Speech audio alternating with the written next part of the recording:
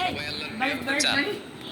তো আমরা সবাই একমত হলাম যে আমরা আল্লাহর কাছে যেতে চাই, কিন্তু কাছে যাব কি করে? তাকে তো আমরা দেখি না। আল্লাহকে দেখা যায়? দেখেছেন কেউ কখনো?